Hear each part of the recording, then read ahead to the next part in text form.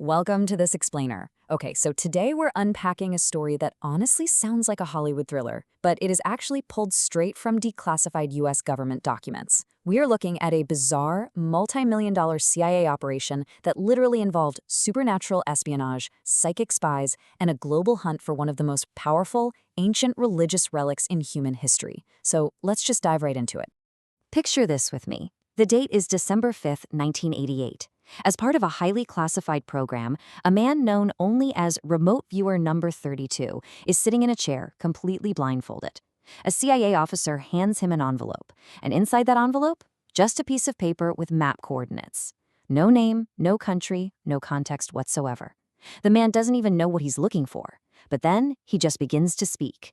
He starts describing a container made of wood, gold, and silver, decorated with six-winged angels, seraphim. He says it's shaped like a coffin, and it's buried underground in a dark, wet place. Part 1. The Blindfolded Remote Viewer. Now this guy, Remote Viewer Number 32, he actually went way beyond just describing the object itself. He started sensing the entire environment around it. He described being in the Middle East, hearing Arabic speakers, seeing white clothes and mosque domes nearby. But then he gave this really chilling warning.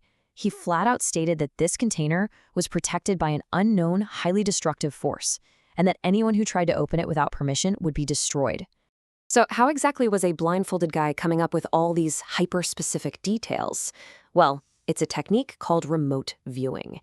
Essentially, it's the act of perceiving a distant or totally unseen target using nothing but consciousness.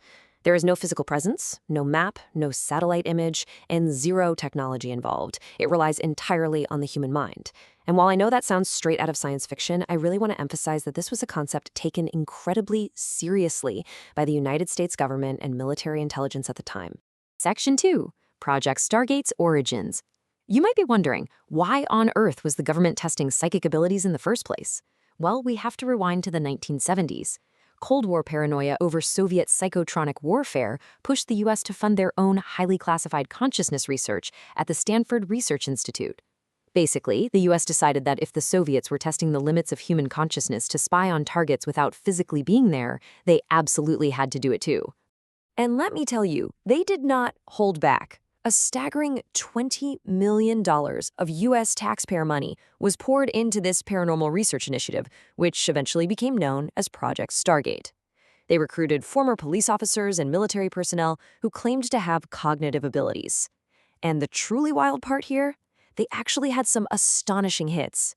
In early tests, these remote viewers accurately described the layouts of secret Soviet military bases, they located a sunken submarine in the Atlantic Ocean, and they even found hostages in Lebanon. And all of that was later confirmed by satellite imagery and intelligence data. This wasn't just some brief fringe experiment either. Project Stargate ran for 23 years. They conducted thousands of experiments, and when the Stanford Research Institute finally published their official conclusion, it was shocking. They stated that the results of these experiments were statistically significant. They concluded that a non-local cognitive process absolutely exists, meaning that the human mind, in some capacity, actually can perceive things not limited by space or time. Now, we aren't saying remote viewing is some flawless confirmed science, but the crucial takeaway is that the world's most powerful intelligence agency spent over 2 decades and millions of dollars on this phenomenon, and they could not outright dismiss it. Part 3. What is Tabut-e-Sakinah? Which brings us right back to that bizarre session in 1988.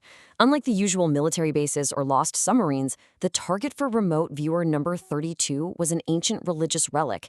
He didn't know it, but his CIA handlers were having him search for Tabut-e-Sakinah. In Islamic tradition, this translates literally to the box of peace or tranquility. In Western and Judeo-Christian traditions, you probably know it as the Ark of the Covenant, a divine trust granted to the Israelites as a symbol of ultimate authority. So, what was actually inside this box to make it so important? Well, according to religious history and texts like the Quran, the contents were profoundly sacred. Stone pieces touched by the staff of Moses, fragments of the original Torah tablets, the staff of Aaron, and manna, the miraculous food sent from the sky. Historically, you have to understand, this wasn't just some museum piece. It was seen as a literal weapon of divine assurance.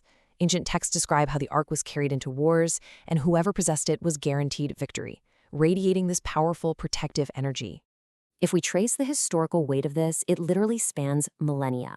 Back in 586 BC, the Babylonian king Nebuchadnezzar attacked Jerusalem, destroyed the original temple, and the Ark of the Covenant was lost to history. For thousands of years, people have desperately searched for it. Fast forward past the 11th century all the way to 1972 when the CIA starts Project Stargate. Then, in 1988, they actually used their psychic spies to hunt for the Ark. And finally, in the year 2000, the CIA declassifies these documents, making this unbelievable intersection of ancient religion and modern espionage public record. Part 4. Ancient Spiritual Parallels. All right, this is where things take a truly fascinating turn.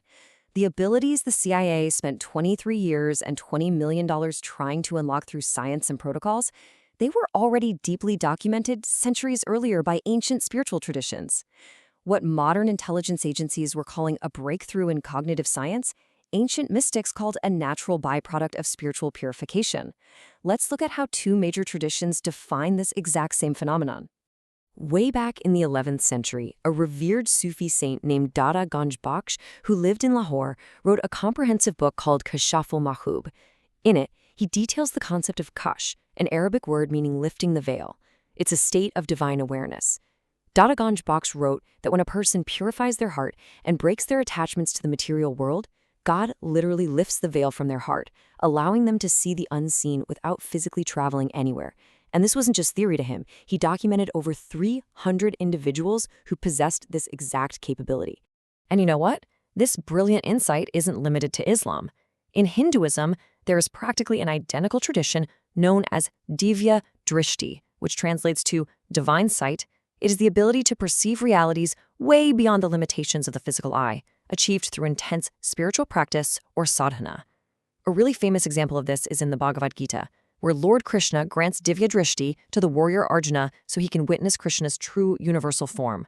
So whether it's Kash, Divya Drishti, or remote viewing, it's like they are all knocking on the exact same door of human consciousness. But it brings up a really important question, right? If this sight is a divine gift, why do these mystics undergo intense periods of isolation and practice to achieve it? Well, the source material offers a beautiful analogy here. Think of this ability like rain.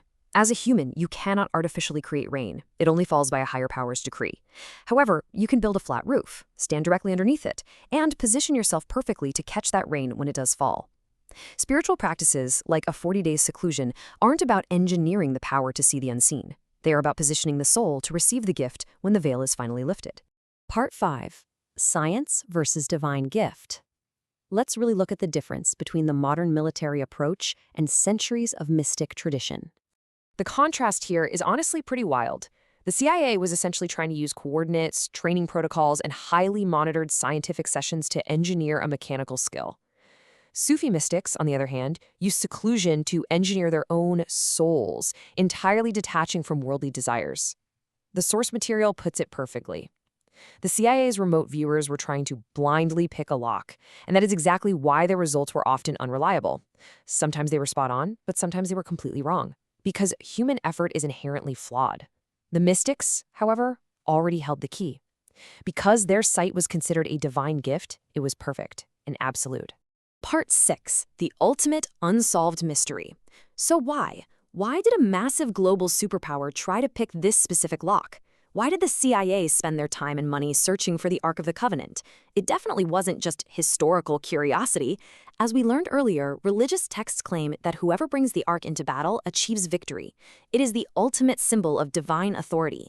A nation seeking to cement its absolute dominance over the world would naturally want to possess an artifact rumored to guarantee invincibility, right? Which brings us to the million-dollar question, the one that has plagued archaeologists, historians, real-life spies, and even movie directors like Steven Spielberg.